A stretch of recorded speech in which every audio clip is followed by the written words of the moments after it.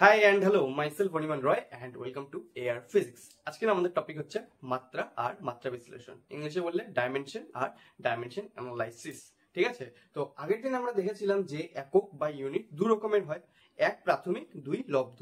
প্রাথমিক একক কটা হয়? টোটাল 7টা হয়। সেই 7টা প্রাথমিক একককে কোনো না কোনো ভাবে আমরা মডিফাই করে কি তৈরি করতে পারি? লব্ধ একক তৈরি করতে পারি, তাই না? আমার কথার মানে হচ্ছে প্রাথমিক একক কটা হয়, বা প্রাথমিক একককে আমরা কি বলতে পারি? মূল এককও বলতে পারি।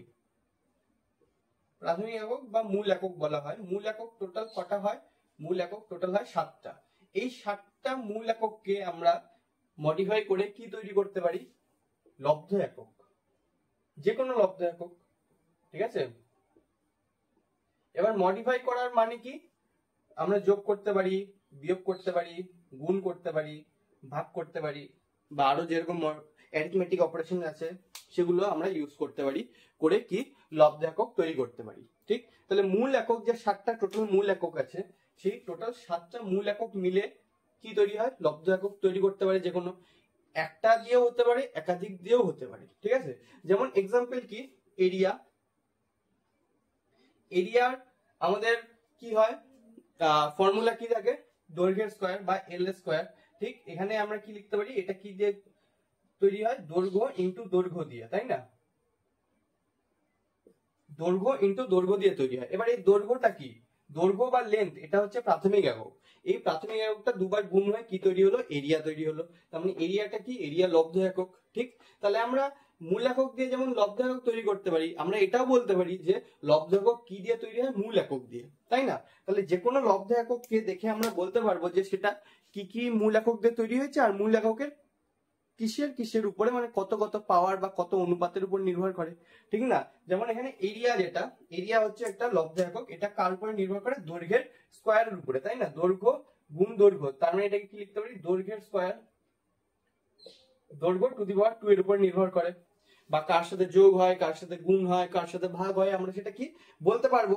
ঠিক না? তো যে কোনো লব্ধ একককে দেখে আমরা বলতে পারবো যে সেটা প্রাথমিক এককের উপর কিভাবে নির্ভরশীল। ঠিক, প্রাথমিক একক কিভাবে কিভাবে মডিফাই হয়ে ওই লব্ধ এককটা তৈরি হয়েছে। ঠিক না? তো আমরা এটা বলতে পারি লব্ধ একক দেখে। এবার এটা যতটা সিম্পল মনে হচ্ছে ততটা সিম্পল হয় না। যেমন এটা একটা এরিয়ার উদাহরণ দিলাম, ঠিক আছে? এবার নেক্সট উদাহরণ কি আগের দিন দিয়েছিলাম, সেটা হচ্ছে ভেলোসিটি বা বেগ। ভেলোসিটি কি হয়? ভেলোসিটি ইউনিট আমরা কিভাবে লিখি? সেন্টিমিটার পার সেকেন্ড, বা আমরা লিখতে পারি হচ্ছে মিটার পার সেকেন্ড, তাই না? সেন্টিমিটার পার সেকেন্ড বা মিটার পার সেকেন্ড এরকম। এবার সেন্টিমিটার, মিটার এগুলো কি? এগুলো হচ্ছে দৈর্ঘ্য, তাই না? আর পার সেকেন্ড এটা কি? পার সেকেন্ড এটা কি হয়? সময়। তাহলে দৈর্ঘ্য বাই সময়। দৈর্ঘ্য একটা প্রাথমিক একক, সময়ও একটা প্রাথমিক একক। তাহলে দৈর্ঘ্যকে সময় দিয়ে ভাগ করে দিলে কি তৈরি হয়? আমাদের কাছে ভেলোসিটি আসে। তো ভেলোসিটি কি? এক ধরনের লব্ধ একক, যে লব্ধ এককটাকে আমরা দেখে বলতে পারছি সেটা দৈর্ঘ্য আর সময়ের উপর নির্ভর করে। কেমন করে? দৈর্ঘ্য ভাগ সময় হলে ভেলোসিটি আসে। ঠিক আছে, তো এতদূর অবধি তো ঠিক আছে, সব বোঝা যাচ্ছে কেমন হয়। এইবার কি আরো কমপ্লিকেটেড, যখন আমরা আরেকটু অ্যাডভান্স এর দিকে যাব, যেমন একটা উদাহরণ দিই লব্ধ একক, সেটা হচ্ছে ফোর্স। ফোর্স বা যেটাকে বাংলায় বললে বল বলে। ঠিক আছে, তার ইউনিট কি? এসআই ইউনিট হচ্ছে নিউটন। এবার এই নিউটনটা, এই যে ইউনিটটা, এই ইউনিটটা দেখে কি বোঝা যাচ্ছে এটা কোন কোন প্রাথমিক এককের উপরে কিভাবে নির্ভরশীল? বোঝা যাচ্ছে কি? বোঝা যাচ্ছে না। যেমন ভেলোসিটির ক্ষেত্রে আমরা বলতে পারছিলাম সেন্টিমিটার পার সেকেন্ড, তো আমরা সেন্টিমিটার দৈর্ঘ্য, সেকেন্ড হচ্ছে সময়, তাহলে দৈর্ঘ্য আর সময়ের উপর নির্ভরশীল। ঠিক, এরিয়া কি? দৈর্ঘ্যের স্কয়ার, তাহলে আমরা বলতে পারছি যে দৈর্ঘ্যের উপর নির্ভর করে। কিন্তু ফোর্স বা বল এটা এমন একটা ইউনিট, এটা এমন একটা লব্ধ একক যার ইউনিট কি? নিউটন হয়। যে নিউটনকে দেখে আমরা বলতে পারবো না যে এটা মূল এককের উপর কিভাবে নির্ভরশীল। তো এখানে একটা সমস্যা তৈরি হলো। এই সমস্যাটা সমাধান করতে কি আসে? মাত্রা বা ডাইমেনশন। ঠিক আছে, এই সমস্যাটাকে ঠিক করতে কি আসে? মাত্রা বা ডাইমেনশন। ঠিক আছে, তো মাত্রা বা ডাইমেনশন কি কি হয়? প্রতিটা মূল এককের একটা করে ডাইমেনশন দেওয়া থাকে। সেই ডাইমেনশন গুলাকে কি করে? ডাইমেনশন গুলোর উপর নির্ভর করে কি তৈরি হয়? লব্ধ এককের ডাইমেনশন তৈরি হয়। ঠিক আছে, বুঝতে অসুবিধা হবে আমি জানি, বাট আমরা যখন এক্সাম্পল দিয়ে দেখবো তখন ক্লিয়ার হয়ে যাবে জিনিসটা। ঠিক আছে, যেমন ফোর্সের ক্ষেত্রে একটা ছোট্ট এক্সাম্পল দিই, সেটা হচ্ছে মূল একক কি কি হয়? দৈর্ঘ্য, ভর, সময়, এগুলো মূল একক হয়, তাই না? তো দৈর্ঘ্যের ক্ষেত্রে মাত্রা হয় এল, ভরের মাত্রা হয় m, সময়ের মাত্রা হয় t। ঠিক আছে, সময়ের মাত্রা হয় t। তো ফোর্সের ক্ষেত্রে ফোর্সের মাত্রা হবে ml t two the power -2, আর এটাকে আমরা রিপ্রেজেন্ট করি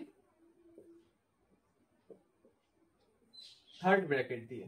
ঠিক আছে, আমরা মাত্রাকে রিপ্রেজেন্ট করি থার্ড ব্র্যাকেট দিয়ে। ঠিক আছে, তো ফোর্স কি করে ml t two the power -2 আসলো এটার সম্পর্কে আমরা দেখব। ঠিক আছে, এটার সম্পর্কেও আমরা দেখব। তো এত দূর অবধি বোঝা গেল যে ডাইমেনশনের কনসেপ্ট আসলো কোথা থেকে, কি জন্য। ওকে, ক্লিয়ার আই গেস। ছবি তুলে নিলাম। এইবার দেখা যাক যে ডাইমেনশন বিষয়টা আসলে কি।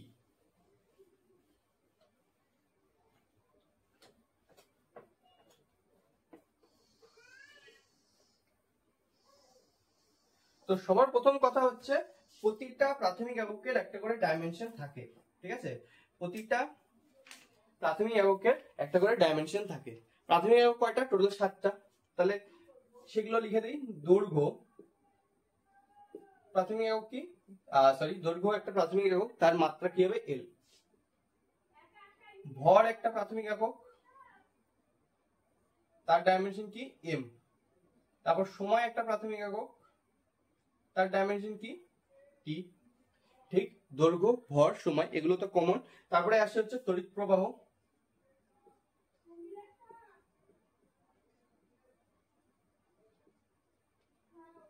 তার ডাইমেনশন এটা।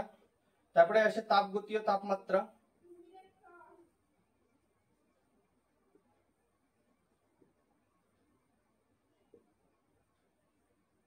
তার ডাইমেনশন হচ্ছে এটা। তারপরে আসে হচ্ছে পদার্থের পরিমাণ,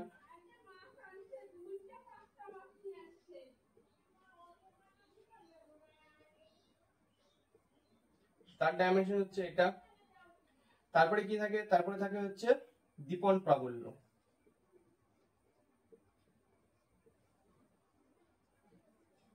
তার ডাইমেনশন হচ্ছে এটা।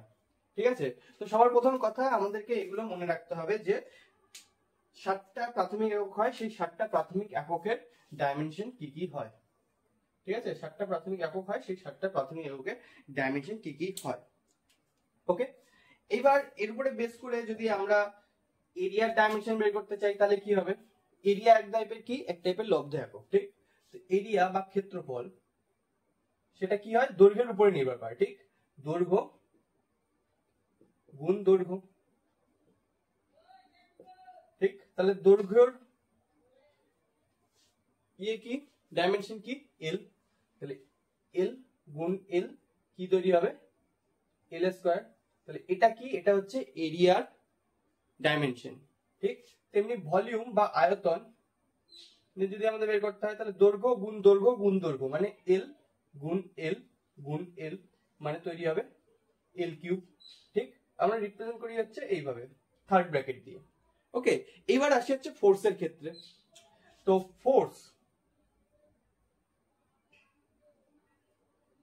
বা বল, ঠিক আছে, ফোর্স বা ওটাকে বলে হচ্ছে বল বাংলায়। ঠিক, তো ফোর্স বা বল বলতে কি বোঝায়? ভর ইনটু ত্বরণ, তাই না? ভর ইনটু ত্বরণ। এবার ভরের ডাইমেনশন তো আমরা জানি কি, এম হয়। ত্বরণের ডাইমেনশন কি হবে? ত্বরণ মানে আমরা কি জানি? ত্বরণ মানে আমরা জানি বেগ বাই সময়,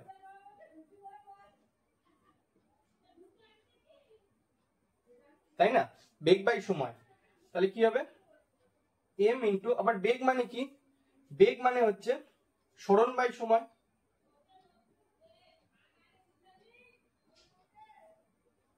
এটা কি হয়? এটা বেগ হয়, তাই না? সরণ বাই সময়। এবার সরণ মানে কি? এক টাইপের দৈর্ঘ্য। তাহলে এটা কি হবে? L by T. ঠিক, তার মানে এটাকে কি লিখতে পারি? এল টি টু দি পাওয়ার -1। তাহলে আমি বেগের জায়গায় কি লিখতে পারি? এল টি টু দি পাওয়ার -1। তাহলে এম থাকলো এই পাশে, এল টি টু দি পাওয়ার -1 আসলো। আর সময় মানে কি? টি। তো টি আবার নিচে আসলো। তাহলে এটাকে আমি টোটাল কি লিখতে পারি? M L T to the power -2। তো চলে আসলো। এবার ফোর্স যেটা একটা লব্ধ একক, এটার ইউনিট কি ছিল? এসআই তে নিউটন ছিল। সিজিএস এ কি হয়? সিজিএস এ ডাইন হয়। ঠিক আছে, সিজিএস এরটা এখন লিখলাম না। এসআই তে কি হয়? নিউটন হয়। এই নিউটনটা দেখে আমরা বলতে পারবো না যে এই লব্ধ এককটা প্রাথমিক এককের উপর কিভাবে নির্ভরশীল বা কোন কোন প্রাথমিক এককের উপর নির্ভরশীল, এটা আমরা বলতে পারছিলাম না। কিন্তু ফোর্সের যে মাত্রা আসলো mLT⁻², এটাকে দেখে আমরা বলতে পারবো যে এই ফোর্স, এই লব্ধ এককটা কোন কোন প্রাথমিক এককের উপর নির্ভরশীল আর কি কি ভাবে নির্ভরশীল, কেমন করে। যেমন এম কি, ভর, তার মানে ফোর্স ভরের উপর নির্ভরশীল। এল কি, দৈর্ঘ্য, মানে দৈর্ঘ্যের উপর নির্ভরশীল। টি কি, টাইম, তার মানে সময়ের উপর নির্ভরশীল। সবার প্রথম কথা, কোন কোন প্রাথমিক এককের উপর নির্ভরশীল? দৈর্ঘ্য, ভর, সময়। ঠিক কেমন ভাবে? ভরের টু দি পাওয়ার 1, দৈর্ঘ্যের টু দি পাওয়ার 1 আর সময় টু দি পাওয়ার-2। ঠিক, এর উপরে কি ফোর্স নির্ভরশীল। ঠিক, তাহলে প্রাথমিক এককের কোন কোন মানের জন্য আর কিরকম ভাবে নির্ভরশীল হয় সেটা আমরা কি দেখে বলতে পারলাম? ডাইমেনশন দিয়ে বলতে পারলাম, তাই না, মাত্রা দিয়ে। তো এটাই হলো মাত্রা। তো ফোর্সের ক্ষেত্রে মাত্রা এটা। বেগের ক্ষেত্রে মাত্রা আমাদের কি আসলো? বেগের ক্ষেত্রে আমাদের মাত্রা আসলো, এটা হচ্ছে বেগের মাত্রা। বেগের ক্ষেত্রে আমাদের মাত্রা আসলো LT-1। ত্বরণের ক্ষেত্রে আমাদের মাত্রা কি আসলো? ত্বরণের ক্ষেত্রে আমাদের মাত্রা আসে হচ্ছে LT-2। ঠিক, ক্ষেত্রফলের ক্ষেত্রে কি আসলো? L²। ভলিউমের ক্ষেত্রে কি আসলো, মানে আয়তনের ক্ষেত্রে L3। তো এরকম করে প্রতিটা লব্ধ এককেরই কি থাকে? একটা করে মাত্রা বা ডাইমেনশন থাকে, যেটা দিয়ে আমরা কি বলতে পারি যে সেই লব্ধ এককটা কোন কোন প্রাথমিক এককের উপর নির্ভরশীল আর কেমন কেমন ভাবে নির্ভরশীল। ঠিক আছে, কেমন করে নির্ভরশীল হয় সেটা আমরা বলতে পারি। তো সবার প্রথমে প্রাথমিক একক 7টা হয়, সেই 7টা প্রাথমিক এককের আমাদের ডাইমেনশন সম্পর্কে জানতে হবে। দৈর্ঘ্যের হচ্ছে এটা, ভরের হচ্ছে এটা, সময়ের এটা, তড়িৎ প্রবাহের এটা, তাপগতীয় এটা, পদার্থের পরিমাণের এটা, আর দীপন প্রাবল্যের এটা হয়। এবার এগুলোকে আমরা কি করে মডিফাই করে আমরা যে কোনো কি তৈরি করতে পারি? লব্ধ একক তৈরি করতে পারি। কেমন ভাবে নির্ভর করবে সেটা আমরা জানতে পারবো কি দিয়ে? ডাইমেনশন বা মাত্রা দিয়ে। ঠিক আছে, সো ডাইমেনশন মাত্রা কেমন ভাবে বের করতে হয় সেটা সম্পর্কে জানা হলো, রাইট? সো এতদূর অব্দি ক্লিয়ার? একটা ছবি তুলে নিই। নাও এরপরে একটা ইন্টারেস্টিং কনসেপ্ট আসে যে কিছু কিছু ভৌত রাশির একক থাকে, মানে ইউনিট থাকে, কিন্তু মাত্রা থাকে না। ঠিক আছে, মাত্রা যে থাকতেই হবে এটা কম্পালসারি না, কিন্তু কোনো জিনিস মাপতে হলে একক থাকতেই হবে, যেটা সম্পর্কে আমরা প্রথম দিন দেখেছিলাম। কোনো কিছু মাপতে হলে তার একক থাকতেই হবে, এটা কম্পালসারি। একক ছাড়া আমরা মাপতে পারবো না যে ওটা কার সাপেক্ষে কত গুণ, তাই কি না? তো একক তো থাকতেই হয়, কিন্তু কিছু কিছু ক্ষেত্রে, কিছু কিছু ভৌত রাশির ক্ষেত্রে কি থাকে না? মাত্রা থাকে না। যেমন এক্সাম্পল কি? এক্সাম্পল হচ্ছে কোণ বা অ্যাঙ্গেল। ঠিক, তো এটা যদি একটা গোল সার্কেল হয়, তো এখান থেকে আমি এই অ্যাঙ্গেলটা যদি বের করতে বলা হয়, এই অ্যাঙ্গেলটা যদি বের করতে বলা হয়, তাহলে এই অ্যাঙ্গেল কি হবে? বৃত্তচাপ বাই ব্যাসার্ধ, তাই না? তাহলে কোণ ইকুয়াল টু কি হয়? বৃত্তচাপ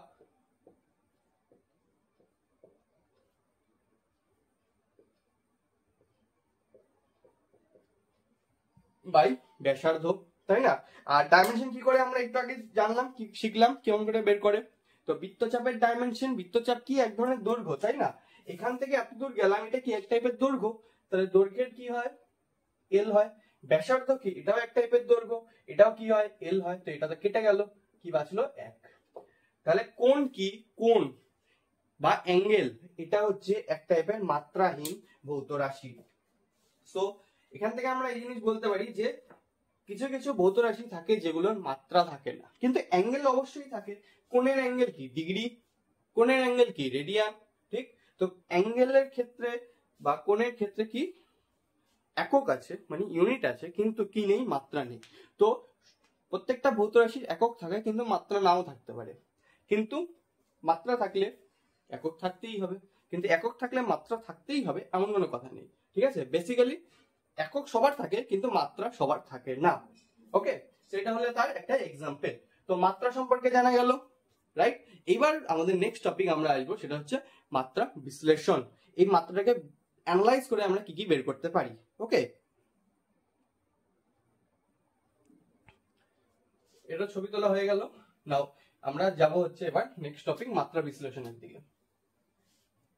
তো আমরা এখন যে মাত্রা বের করলাম, যেমন একটা মাত্রা বের করলাম ফোর্সের mLT⁻²। এই যে মাত্রা, এই মাত্রাকে অ্যানালাইজ করে আমরা অনেক কিছু বের করতে পারি। ঠিক আছে, তো কি কি বের করতে পারি, যেমন একটা ইউনিট সিস্টেম থেকে আরেকটা ইউনিট সিস্টেমে ভ্যালু ট্রান্সফার করতে পারি। যেমন এসআইতে ফোর্সের কি হয়, ইউনিট নিউটন হয়, সিজিএস এ কি হয়, ডাইন হয়। ঠিক আছে, এসআইতে কি হয়, নিউটন হয়, সিজিএস এ কি হয়, ডাইন হয়। তাহলে 1 নিউটন মানে কত ডাইন হয়, বা 1 ডাইন মানে কত নিউটন হয়, আমরা সেটা বের করতে পারি। ঠিক তেমনি কৃতকার্যের কি হয়, কৃতকার্যের ক্ষেত্রে এসআই ইউনিট জুল হয়। ঠিক আছে, কৃতকার্য কি এই সম্পর্কে আমরা পরে আরো নেক্সট চ্যাপ্টার আসবে সেখানে জানবো, বাট আপাতত আমরা এই এক্সাম্পলটা নিব, সেটা হচ্ছে কৃতকার্য বা ওয়ার্ক ডান যেটাকে বলে, তার এসআই ইউনিট হচ্ছে জুল হয়। ঠিক, সিজিএস এ কি হয়, সিজিএস এ আর্গ হয়। তো 1 জুল মানে কত আর্গ হয়, বা 1 আর্গ মানে কত জুল হয়, সেটা আমরা চেঞ্জ করতে পারবো কি দিয়ে, ডাইমেনশন অ্যানালাইসিস দিয়ে। ঠিক আছে, যে সমস্যাটা আমরা আগের দিন পড়েছিলাম যে আমি এক ইউনিট সিস্টেমে বের করলাম, আরেকজন আরেক ইউনিট সিস্টেমে বের করলো, ক্যালকুলেশন করলো, তাহলে তোর সংখ্যা আলাদা আসবে। তো আমরা এর দুটোকে কি ইন্টারচেঞ্জ করতে পারি, মানে এসআই ইউনিটে একটা যে ভ্যালু বেরোলো সেটা সিজিএস এ কোনো একটা ভ্যালু সমান তো হবে, তাই না, তাহলে তো ইউনিট সিস্টেম তৈরি হয়েছে। তো সেটা আমরা ইন্টারচেঞ্জ কি দিয়ে করতে পারি, আমরা করতে পারি মাত্রা বিশ্লেষণ দিয়ে। ঠিক আছে, ডাইমেনশন অ্যানালাইসিস দিয়ে। তো আরো অনেক জিনিস করা যায়, বাট তার আগে আমাদের জানতে হবে দুটো নীতি সম্পর্কে, সেটা হচ্ছে সমমাত্রিক নীতি বলে সেটাকে। সবার প্রথম সমমাত্রিক নীতি কি, সিম্পল ভাবে যদি বলা যায় তাহলে প্রথম সমমাত্রিক নীতি হচ্ছে x plus Y minus Z. এবার এটা কি মানে বোঝাচ্ছি। ঠিক আছে, সমমাত্রিক নীতির প্রথম নীতি কি, দৈর্ঘ্যের সাথে দৈর্ঘ্যকেই যোগ করা যায়, দৈর্ঘ্যকেই বিয়োগ করা যায়। ঠিক আছে, দৈর্ঘ্যের সাথে ভরকে আমরা বিয়োগ করতে পারি না, আমি বলতে পারি না যে 10 সেন্টিমিটার থেকে 10 কেজি বাদ দিয়ে দিতে, এটা কি পসিবল, পসিবল না, এটা কোনো লজিক আছে, এটা কোনো লজিকও নেই। ঠিক আছে, সো এক্স এর সাথে যদি ওয়াই যোগ করে জেড বিয়োগ করা হয়, তাহলে এক্স ওয়াই জেড এদের মাত্রা কি হতে হবে, সমান হতে হবে। এদের মাত্রা কি হতে হবে, সমান মাত্রা হতে হবে এদের। ঠিক আছে, কারণ এদের মাত্রা যদি সমান না হয় তাহলে আমরা যোগ বিয়োগ এগুলো করতে পারবো না।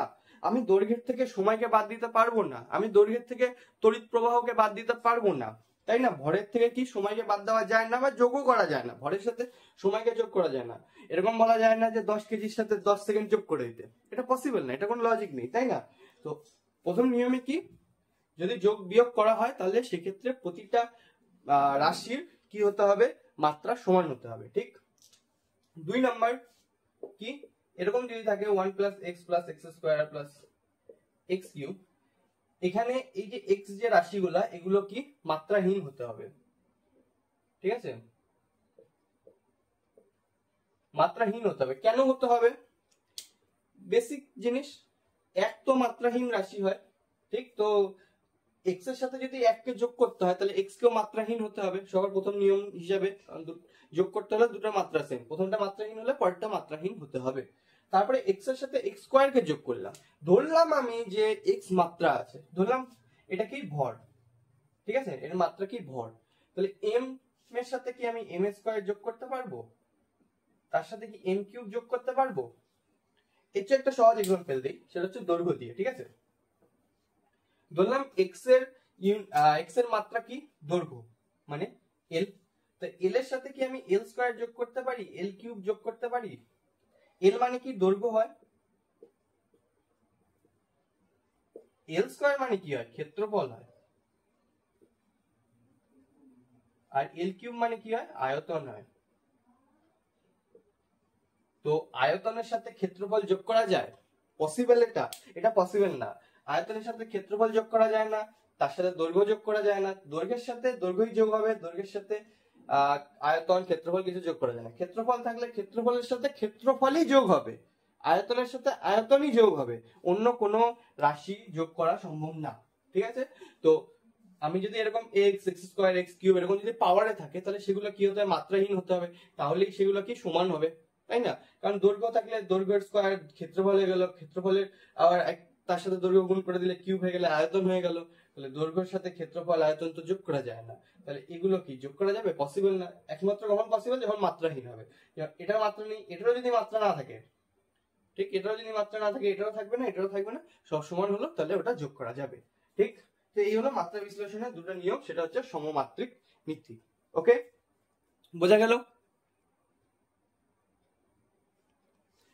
এইবার আমরা আসবো হচ্ছে প্রথম মাত্রা বিশ্লেষণ, সেটা হচ্ছে ইউনিট সিস্টেম ইন্টারচেঞ্জ। মানে এক ইউনিট সিস্টেম থেকে আরেক ইউনিট সিস্টেমে আমরা কি করে যাব সেই সম্পর্কে আমরা দেখব। তো আগে যে এক্সাম্পল গুলো নিলাম সেগুলোর থেকেই বলি। যেমন জুলের এক্সাম্পলটাই ছিল, এক্সাম্পল বইও দেওয়া আছে, তাহলে বই থেকেও দেখতে পারবা। এসআই থেকে আমরা যাব হচ্ছে সিজিএস এ। এসআই তে কৃতকার্য ইউনিট কি? জুল। সিজিএস এ হচ্ছে আর্গ। তো 1 জুল মানে কত আর্গ হয় আমাদের সেটা বের করতে হবে। 1 জুল মানে কত আর্গ হয় সেটা বের করতে হবে। তো আমরা ধরে নিলাম 1 জুল মানে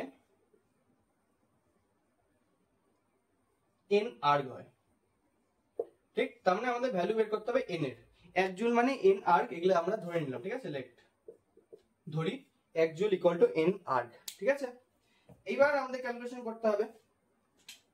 তো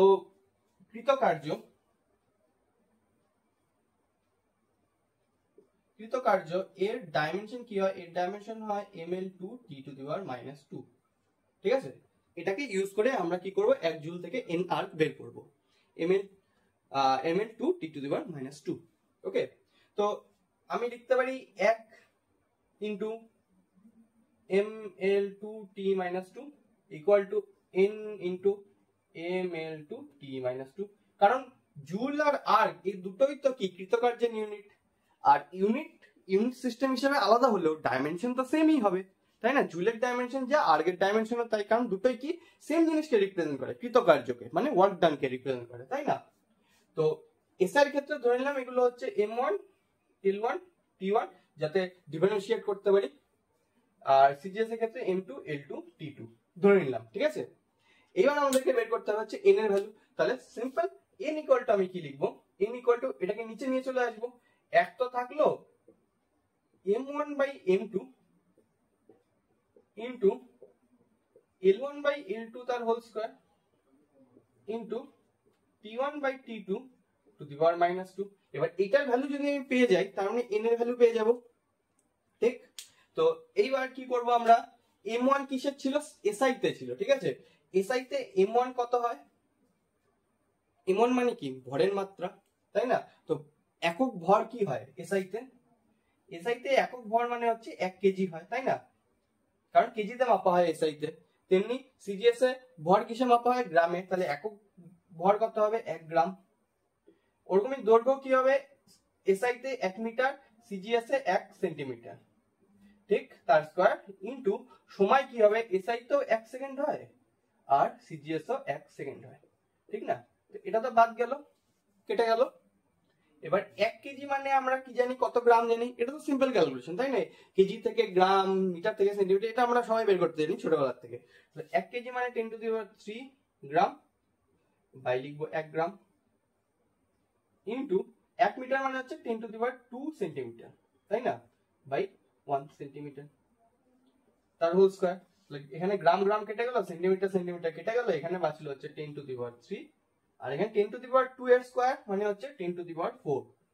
তাহলে আমি এখান থেকে বলতে পারি n ইকুয়াল টু কি হবে? n ইকুয়াল টু হবে 10⁻⁷, ঠিক? n ইকুয়াল টু 10⁻⁷ আসলো, ক্যালকুলেশন মিললো।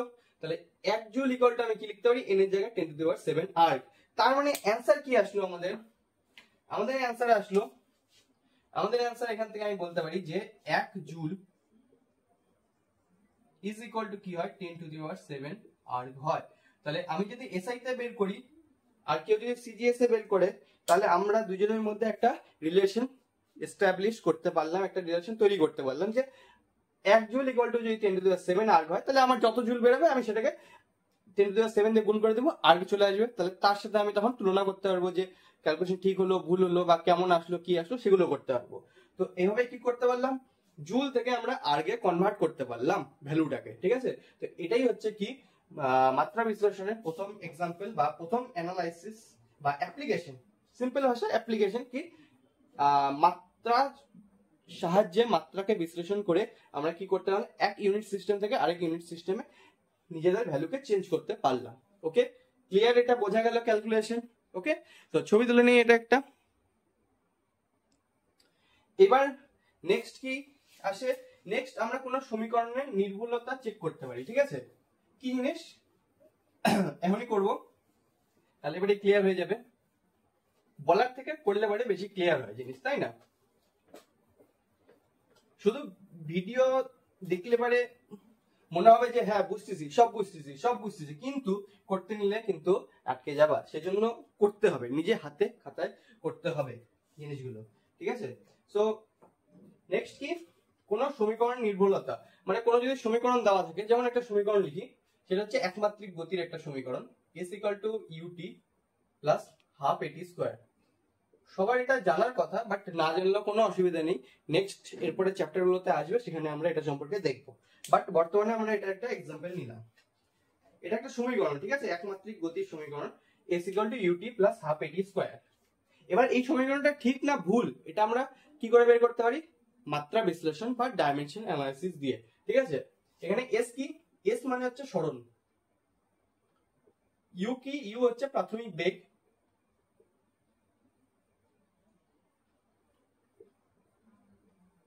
t কি, t হচ্ছে সময়, হাফ তো একটা সংখ্যা, a কি, a হচ্ছে ত্বরণ, আর t কি, t আবার সময়, ঠিক আছে? তাহলে আমাদেরকে LHS এর মাত্রা বের করতে হবে, RHS এর মাত্রা বের করতে হবে। যদি দুটো সমান হয়ে যায় তাহলে কি বুঝবো? যে এই সমীকরণটা নির্ভুল, ঠিক আছে? ঠিক আছে, আর যদি ডাইমেনশন আলাদা বেরোতো, বাঁ দিকের আর ডান দিকের ডাইমেনশন আলাদা বেরোতো, তাহলে বুঝবো যে এই সমীকরণের মধ্যে কোনো ভুল আছে, ঠিক আছে? তো অ্যানালাইসিস করে দেখা যায় সরণের ডাইমেনশন কি হয়, সরণ এক টাইপের দৈর্ঘ্য, ঠিক? তো দৈর্ঘ্যের ডাইমেনশন কি হয়, L হয়। তো LHS তো আমাদের সোজাসুজি বেরিয়ে গেল L, ঠিক? LHS বেরিয়ে গেল L, তাহলে আমাদের RHS = L প্রুভ করতে হবে। তো RHS এর ক্ষেত্রে দেখা যায় প্রাথমিক বেগ, প্রাথমিক বেগ কি এক টাইপের বেগ হয়, তাহলে তার ডাইমেনশন কি হবে, Lt⁻⁻1। এটা সম্পর্কে আমরা একটু আগেই দেখলাম বেগ কেমন করে বের করে। টাইম কি, সময় t, ঠিক, প্লাস হাফ তো একটা সংখ্যা, মাত্রাহীন রাশি, ঠিক? তো সেই ক্ষেত্রে আমরা কোনো মাত্রা নিলাম না। এবার এ হচ্ছে ত্বরণ, ত্বরণের মাত্রা কি হয়, এটাও আমরা একটু আগে দেখলাম, সেটা হচ্ছে Lt⁻², হয়। আর সময়ের স্কয়ার কি হয়, t এর স্কয়ার, ঠিক? তো এগুলো এই দুটোকে গুণ করলে কি হবে, এটা মানে হচ্ছে L/t ইনটু t।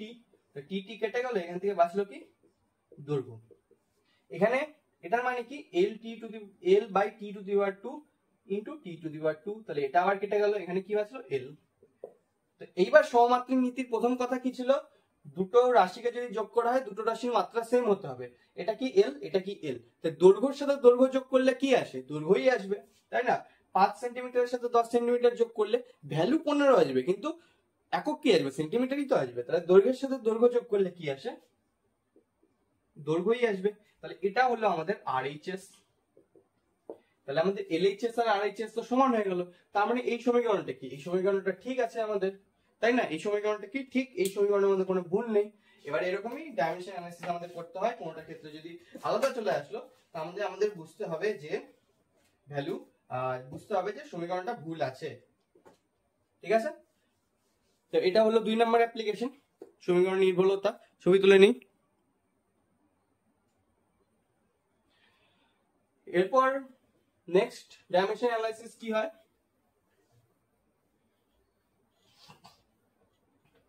কোন একটা ভৌত রাশির সঙ্গে বাকি ভৌত রাশির সম্পর্ক প্রতিষ্ঠা করা, ঠিক আছে, সম্পর্ক বের করা। যেমন আবার একটা এক্সাম্পল নিই, সেটা হচ্ছে সরল দোলক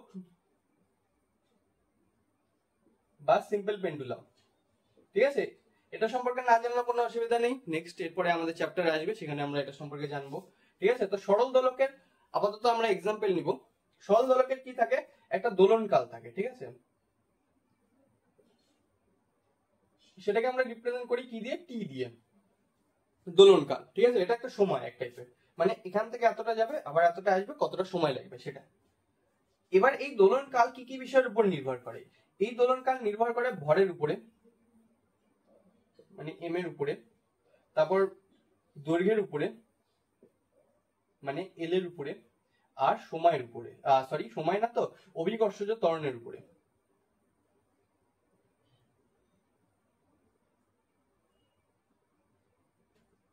মানে জি এর উপরে, ঠিক আছে। এর সরল দোলক কি বুঝতে যদি অসুবিধা হয় তাহলে সরল দোলক বেসিক্যালি এরকম টাইপের হয়। এটা একটা প্ল্যাটফর্ম, এটার সাথে একটা সুতো ঝোলানো থাকে, তার নিচে একটা বল বা একটা ভারী জিনিস লাগানো থাকে। এবার এটাকে এদিকে নিয়ে যাওয়া হয়, নিয়ে গিয়ে ছেড়ে দেওয়া হয়, তারপর এটা এইভাবে দুলতে থাকে, ঠিক আছে। তো ভর কি, এই যে মাস এটার ভরের উপর নির্ভর করে, এই যে দৈর্ঘ্য এই দৈর্ঘ্যটার উপর নির্ভর করে, আর এর উপরে যে গ্র্যাভিটেশন ফোর্স পড়ছে তার উপরে নির্ভর করে, ঠিক আছে। এটা হচ্ছে এম, আর এটা কি, এটা হচ্ছে দৈর্ঘ্য এল, ঠিক আছে। এই জিনিসগুলোর উপর নির্ভর করে। এবার কেমন ভাবে নির্ভর করে সেটা আমরা বের করব, মানে কত পাওয়ারের উপর নির্ভর করে। যেমন ফোর্সের কি ছিল, M L T to the power -2, তো কারটার উপরে নির্ভর করে সেটা তো দেখলাম, এম এল আর টি এর উপরে। কত পরিমাণ, এম এর পাওয়ার 1, এল এর পাওয়ার 1, টি এর পাওয়ার -2, এটার উপর নির্ভর করে। তো আমরা এখানে বের করব এই 1 1 -2 এই ভ্যালু গুলোকে, ঠিক আছে। এবার এটা ফোর্সের ক্ষেত্রে 1 1 -2 আসছে, এটার ক্ষেত্রে অন্য আসতে পারে, তাই না। তো সেটাই আমরা এখানে দেখব, ঠিক আছে। তো এখান থেকে আমি কি বলতে পারলাম, দোলনকাল ভর, দৈর্ঘ্য আর অভিকর্ষজ ত্বরণের উপর নির্ভর করে, ঠিক। তাহলে সময়কাল, দোলনকাল কার উপর নির্ভর করে, এম এল আর জি এর উপরে, ঠিক। তার পাওয়ার ধরে নিলাম এক্স ওয়াই জেড, তাই না, এগুলোর উপর নির্ভর করে। এবার এটাকে প্রপোর্শনাল সাইন সরাতে হলে আমাদের কি আনতে হয়, একটা কনস্ট্যান্ট। তাহলে টি ইকুয়াল টু আমি ধরে নিলাম একটা মাত্রাহীন কনস্ট্যান্ট কে। এম এর কি ভর, এটার ডাইমেনশন কি হবে, ক্যাপিটাল এম, তার আমি পাওয়ার ধরে নিলাম এক্স। দৈর্ঘ্যের কি হবে, দৈর্ঘ্যের ডাইমেনশন এল হবে, তার পাওয়ারে ওয়াই ধরে নিলাম। আর অভিকর্ষজ ত্বরণ কি, এক টাইপের ত্বরণ হয়, শুধুমাত্র কি কোথায় অ্যাপ্লাই হচ্ছে তার উপরে নাম চেঞ্জ হয়ে যায়। এটা যেহেতু পৃথিবীর দ্বারা কি হয়, এই ত্বরণটা কাজ করে, সেজন্য এটাকে অভিকর্ষজ ত্বরণ বলে। তো ত্বরণ এটাও এক টাইপের ত্বরণ, তাহলে এল টি টু দি পাওয়ার -2 হবে, তার পাওয়ারে জেড হবে, তাই না, তার পাওয়ারে জেড হবে। আচ্ছা, এক্স ওয়াই জেড বুঝতে যদি অসুবিধা হয় তাহলে এ বি সি করে দিই, কারণ এখানে নিচেও 2 আছে তো একই রকম মনে হতে পারে। এ বি সি করে দিই, সিম্পল। এর পাওয়ার বি পাওয়ার সি এর পাওয়ার, এখানে কি হবে, এ বি আর সি এর পাওয়ার উপর নির্ভর করবে, ঠিক। তো এইভাবে এবার এটাকে এই ডাইমেনশন গুলোকে অ্যানালাইসিস করে আমাদের বের করতে হবে যে অ্যাকচুয়াল সম্পর্কটা কি, এই সম্পর্কটা অ্যাকচুয়ালি কি হয়, ঠিক আছে। তো টি মানে সময় এক টাইপের, তাহলে এম টু দি পাওয়ার 0 হবে, এল টু দি পাওয়ার 0 হবে, টি টু দি পাওয়ার 1 হবে, এরকম লিখতে পারি আমরা সময়কে। এবার কে তো ডাইমেনশনলেস হয় আমরা ধরে নিলাম, তাহলে কে এর ডাইমেনশন লিখবো না আমরা। এবার এম তো টু দি পাওয়ার আমরা এ ধরলাম, এল এর টু দি পাওয়ার কি হবে, এখান থেকে বি এখান থেকে সি আসলো, তাহলে বি প্লাস সি, আর T to the power -2c, এরকম লিখতে পারি। এখান থেকে এই লাইনে আসতে পারি, এটুকু ক্লিয়ার। এবার আমি সমান করে দেবো, ইকুয়েট করে দেবো, তাহলে a ইকুয়াল টু আমার কাছে কি আসলো 0, B plus C equal to কি আসলো 0, আর -2c ইকুয়াল টু কি আসলো 1, তাহলে c ইকুয়াল টু কি আসবে -1/2। এখান থেকে b ইকুয়াল টু কত আসবে 1/2, তাহলে a এর ভ্যালু 0 আসলো, b এর ভ্যালু হাফ আসলো, c এর ভ্যালু -হাফ আসলো। তাহলে আমি যদি এই ভ্যালুগুলোকে এখানে বসাই দেই তাহলে আমি কি বলতে পারি, t ইকুয়াল টু কি হয়, k ইনটু m এর পাওয়ারে 0 মানে 1 হয়ে গেল, তো এটা বাদ চলে গেল। l এর পাওয়ারে হাফ, l এর পাওয়ারে হাফ ইনটু g এর পাওয়ারে কি -হাফ, তো এটাকে আমি কি লিখতে পারি, k ইনটু √l/g, এরকম লিখতে পারি। তো এই t মানে দোলনকাল কিসের উপর নির্ভর করে, k ইনটু √l/g এর উপর নির্ভর করে। এবার k কি, k হচ্ছে একটা মাত্রাহীন কনস্ট্যান্ট বা ধ্রুবক, আর যে l আর g সেটার উপরে কিভাবে নির্ভর করে, √l/g এর উপর নির্ভর করে, ঠিক আছে। Two the power half, l এর ক্ষেত্রে two the power half, g এর ক্ষেত্রে টু দি পাওয়ার -হাফ। তো এভাবে আমরা ডাইমেনশন অ্যানালাইসিস করে কি বলতে পারি, দোলনকাল কি কি বিষয়ের উপর নির্ভর করে। এখান থেকে আমরা একটা জিনিস কি দেখতে পাচ্ছি, এই দোলনকালটা এই ভরের উপরে নির্ভর করে না। তো এটাকে যত ভারী দেওয়া হোক আর যত হালকাই দেওয়া হোক, যাই দেওয়া হোক, তার উপরে এর দোলনকাল নির্ভর করবে না, ঠিক। এই জিনিসটা বোঝা যাচ্ছে। তো এভাবে আমরা কি করতে পারি, ডাইমেনশন অ্যানালাইসিস করে ভৌত রাশির পারস্পরিক সম্পর্ক বের করতে পারি। ওকে, এটাও ক্লিয়ার, ছবি তুলে নেই এটা। এইবার ব্যাপার হচ্ছে এই ডাইমেনশন অ্যানালাইসিস জিনিসটা অনেক পাওয়ারফুল বাট অ্যাবসলিউট না, ঠিক আছে, মানে ফুল প্রুফ কোনো প্ল্যান না, এর মধ্যেও কিছু অসম্পূর্ণতা থেকে যায়। সবার প্রথম অসম্পূর্ণতা কি, আমরা এই যে কে যে কনস্ট্যান্ট এর ভ্যালু বের করতে পারি না। এই কে কনস্ট্যান্টটা যদি মাত্রা যুক্ত হয়, আমরা ধরে নিলাম এটা মাত্রাহীন, কিন্তু যদি মাত্রা যুক্ত হয় তাহলে আমরা তার ভ্যালু বের করতে পারি না। ঠিক, এটা মাত্রাহীন হলেও আমরা ভ্যালু বের করতে পারবো না, আর যদি মাত্রা যুক্ত হয় তাহলে আমরা এই গোটা ইকুয়েশনটাই বের করতে পারবো না, কারণ সেই মাত্রাটাও তো এর সাথে কোনো না কোনো ভাবে সম্পর্ক যুক্ত হবে, তো সেটা আমরা বের করতে পারি না। নেক্সট কি, সিম্পল অঙ্কের নিয়ম, যতগুলা আননোন থাকবে মানে যতগুলা ধ্রুবক চলরাশি থাকবে আমাদের ততগুলাই সমীকরণ লাগবে সেই চলরাশিগুলার মান বের করতে। ঠিক, যতগুলা থাকবে আননোন মানে যতগুলা চলরাশি থাকবে ততগুলা সমীকরণ লাগবে। যেমন এখানে আমাদের চলরাশি কি কি ছিল, আমাদের চলরাশি ছিল এ বি সি, তিনটা ছিল, ওই জন্য আমাদের ইকুয়েশন আসলো এ বি সি, তিনটা ইকুয়েশন। তাহলে তিনটা unknown A B C value বের করতে হলে তিনটা ইকুয়েশন দরকার। এবার এটা যদি কম বেশি হয়ে যায় মানে আমাদের কাছে দেওয়া আছে তিনটাই আননোন, এ বি সি এর ভ্যালু বের করতে হবে, কিন্তু ইকুয়েশন দেওয়া আমাদের কাছে খালি এ আর বি, তাহলে তো আমরা বের করতে পারবো না, তো সেই ক্ষেত্রেও কি হয়, ভ্যালু বের করা সম্ভব হয় না। তো এগুলো কি, এগুলো হচ্ছে ডাইমেনশন অ্যানালাইসিসের কিছু অসম্পূর্ণতা। ওকে, তো এই হলো বেসিক্যালি আজকের আমাদের টপিক, মাত্রা আর মাত্রা বিশ্লেষণ। আশা করি বোঝা গেল মাত্রা কি জিনিস, কেন আসলো, কি করে আসলো, কিভাবে আমরা বের করব।